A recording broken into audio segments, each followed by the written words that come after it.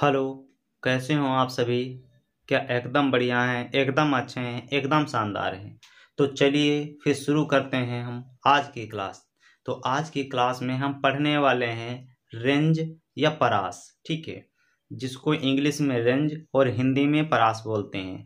हम लोगों की क्लास बाइलिंगुअल रहेगी। हिंदी और इंग्लिश वाले दोनों तरीके के साथियों को, बच्चों को किसी भी प्रकार की कोई प्रॉब्लम नहीं होने वाली है। ठीक है, तो जैसे कि ये जो परास है, रेंज है, ये स्टैटिस्टिक्स का एक पॉइंट ही होता है। जैसे कि शुरुआती वीडियो में हमने बताया था कि इसके कुछ 7-8 पॉइंट हम पढ़ने वाले हैं स्टैटिस्टिक्स के। तो उसमें से कुछ जो हो चुके हैं, काफ़ी समय हो चुका उसमें हो चुके थे।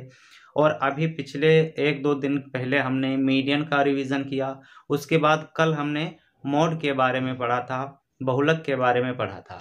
तो आज की क्लास में हम रेंज या परास के बारे में पढ़ने वाले हैं। तो अच्छे से वीडियो के लास्ट तक बने रहिए और देखिए कैसे एग्जाम में क्वेश्चन आते हैं और कैसे हमको उनको डील करना होता है। ठीक है, तो चलिए फिर शुरू करते हैं हम। तो हम आप लोगों को बता दें कि रेंज ये लिमिट सेट करती है। ठीक है, जो रेंज होती है तो ये इसका मतलब सिंपल सा होता है कि कहाँ से कहाँ तक डाटा है, उसकी रेंज क्या है। ठीक है, तो इस रेंज को सेट करने के लिए ही हमें परास या रेंज निकालनी होती है। तो इसको हम जब परास और रेंज निकालते हैं तो उसको क्या तरीका होता है। तो जैसे कि कोई डाटा दिया होता है, जैसे कि हम लोगों को अभी मीन मीडियन में डाटा दिया होता है। सिंपल सा जो फर्स्ट वाला स्टेप था उसी में जैसे डाटा फर्स्ट टाइप से दिया जाता है, तो इसमें भी डाटा ऐसे ही दिया जाएगा। जैसे यहाँ पे कोई क्वेश्चन लिखा है, कोई क्वेश्चन यहाँ पे गिवन है, यहाँ से कोई क्वेश्चन स्टार्ट होगा। ठीक है, तो क्वेश्चन स्टार्ट है जिस तरीके से, यहाँ से मान लो 2 लिखा है, 4 है। ठीक है, फिर उसके बाद 6 है, उसके बाद 18 है, उसके बाद 23 है, उसके बाद कुछ भी डाटा ले 54 है। ठीक है, तो इसमें से सिंपल सा ये कह दिया जाता है, क्वेश्चन दिया जाता है, find find range, RANG, range of given data, of data या गिवन डाटा। ठीक है, यहाँ से जो भी जिस तरीके से डाटा लिखा होगा, लिखा मिलेगा या आपको गिवन डाटा मिलेगा। ठीक है, तो आपको क्या करना है, यहाँ से आपको इसकी रेंज निकालनी है। तो रेंज निकालने के लिए हमारे पास सबसे अच्छा तरीका क्या होता है, तो इसका एक सिंपल सा फार्मूला चलता है। चाहे आप उससे याद रख लीजिए और चाहे बिना फार्मूले ही आप इन चीज़ों को याद रख सकते हैं। कैसे? देखो, इसके लिए सिंपल सा होता है, वे जो परास होगी, ठीक है, रेंज होगी, उसको हम आर से डिफाइन कर लेंगे।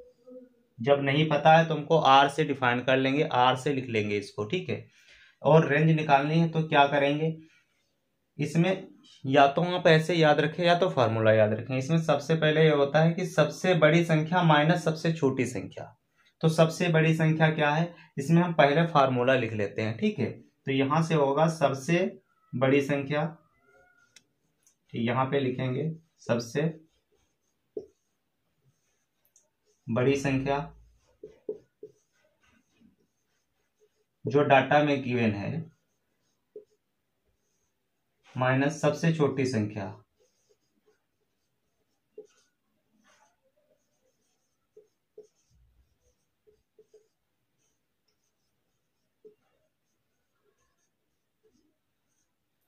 ठीक है, इस तरीके से हम लिख लेंगे। हमारे सामने इस प्रकार का ये फार्मूला बन के आता है। तो आर बराबर हम यहां से लिख लेंगे मैक्स नंबर। ठीक है, मैक्स जो जितना बड़ा नंबर है, ठीक है, हाईएस्ट या बड़ा सबसे नंबर, और यहाँ पे सबसे छोटा नंबर लिख लेंगे, और मिनिमम नंबर जितना सबसे छोटा नंबर है। ठीक है, तो यहां से अब हम इसको, इस फार्मूले को इस क्वेश्चन के जरिए कैसे, मतलब इस क्वेश्चन को इस फार्मूले के जरिए कैसे हल करते हैं ये देख लेते हैं। तो यहाँ पे देख लीजिए कि सबसे बड़ा जो नंबर है आर जो है, इसका परास है, इसको रेंज बोलते हैं, परास बोलते हैं। अभी लिख लेंगे, तो रेंज या परास आर से हम डिफाइन करेंगे और यहाँ पे लिखेंगे। तो क्या लिखेंगे इसमें, देखो क्वेश्चन में सबसे बड़ा नंबर 54 है, तो सबसे बड़ा नंबर यहाँ पे 54 लिखेंगे और उसके बाद माइनस करेंगे। यहाँ पे सबसे छोटा नंबर क्या है, 2 है, ये 2 नंबर है। तो यहां से इसको माइनस करने के बाद क्या आएगा, 52 निकल के आ रहा है। यानी 52 नंबर निकल के आ रहा है। तो सिंपल सा हम लिखेंगे इसकी जो रेंज है, जो इसकी रेंज है वो 52 है। या इसी को हम हिंदी में लिखेंगे तो लिखेंगे कि ये जो डाटा है इसका जो परास निकल के आया, ठीक है, जो परास निकल के आया है वो 52 निकल के आया। तो इस तरीके से जितने भी रेंज के क्वेश्चन होते हैं, जितने भी परास वाले क्वेश्चन होते हैं वो हम इस तरीके से हल करते हैं। और इसमें किसी भी प्रकार का कोई भी डाटा दिया है उसको अरेंज रीअरेंज आपको करना नहीं है, ना ही डिसेंडिंग ऑर्डर में ना ही असेंडिंग ऑर्डर में, किसी भी ऑर्डर में इसको नहीं फिट करना होता है। आपको जिस तरीके से दिया, क्योंकि भाई यहाँ पे देखो आपको अरेंज रीअरेंज करने का कोई मतलब ही नहीं। आप इधर लिख लो 6 लिख लो, इधर 6 लिख लो, इधर 4 लिख लो, इधर 2 लिख लो, तब भी कोई मतलब नहीं, क्योंकि सबसे छोटा जो 2 है, ठीक है, सबसे स्मॉलेस्ट वैल्यू जो है 2 है, तो सबसे स्मॉलेस्ट वैल्यू 2 ही रहेगी पूरे डाटा में। जो हाईएस्ट नंबर है 54 वो हाईएस्ट नंबर ही हमेशा बना रहेगा, चाहे आप इधर उधर किसी तरीके से स्क्रम्बल कर लेंगे। हम लोगों को असेंडिंग या डिसेंडिंग में लिखने का मतलब केवल वो मीन और मीडियन में था, तो वहां पे हम इस तरीके से लिख लेते थे। मीन मीडियन मॉड में जिस तरीके से जहां करना होता है वो कर लेते, लेकिन मॉड में भी मैनुअली नहीं लिखना पड़ता था।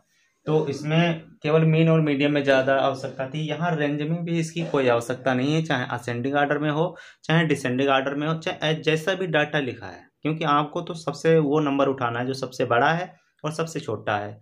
तो 2 ही नंबर आपको उठाने हैं, फिर चाहे वो जिस तरीके से स्क्रम्बल हो, ठीक है। तो इस तरीके से हम यहाँ से क्या निकालते हैं, यहाँ से हम रेंज इसकी निकालते हैं या परास इसका निकालते हैं डाटा का, ठीक है।